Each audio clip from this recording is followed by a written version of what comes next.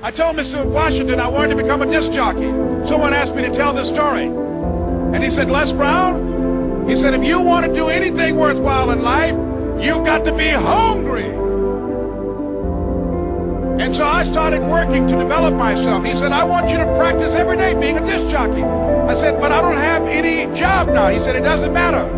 He said that it's better to be prepared for an opportunity and not have one than to have an opportunity and not be prepared. So every day I was working to develop myself. And that's what you must do. And as I was working to develop myself, I applied for a job as a disc jockey, WMB on Miami Beach. Went to a guy named Milton Butterball. I said, how you doing, Mr. Butterball? I'd like to get a job as a disc jockey. He looked at me, he said, do you have any broadcast background? I said, no, sir, I don't. Do you have any journalism background? I said, no, sir, I don't. He said, we don't have any jobs available. I said, yes, sir. I went back to Mr. Washington and I told him, he said, don't take it personally. He said, most people are so negative, they will have to say no 7 times before they say yes. He said, go back again. So I went back again. I said, how you doing, Mr. Butterball? My name is Les Brown. He said, I know what your name is. What do you want? I said, I'd like to know whether or not you have any jobs at this jockey, sir. He said, didn't I just tell you yesterday we didn't have any jobs?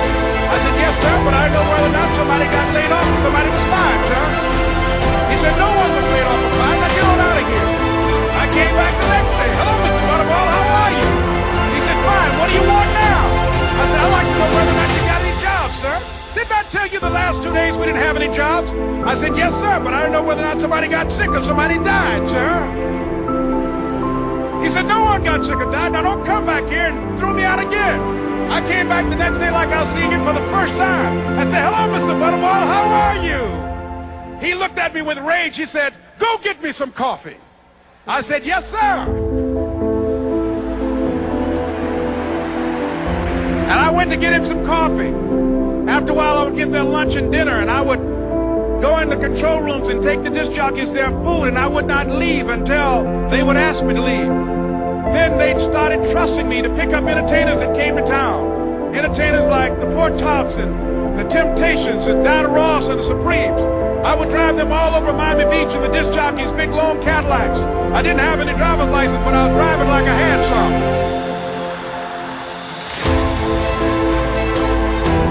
And one day, one Saturday afternoon, while I was at the radio station, a guy named Rock was drinking while he was on the air.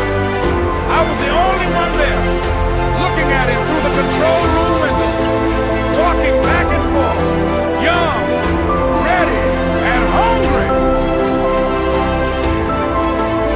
I was saying, drink, Rock, drink.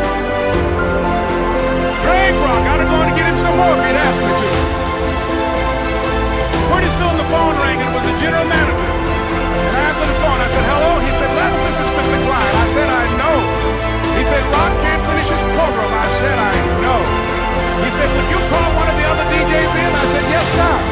I hung the phone up. I said, now he must think I'm crazy. I called my mom and my girlfriend to Sandra and said, y'all turn up the radio and come out on the front porch. I'm about to come on the air.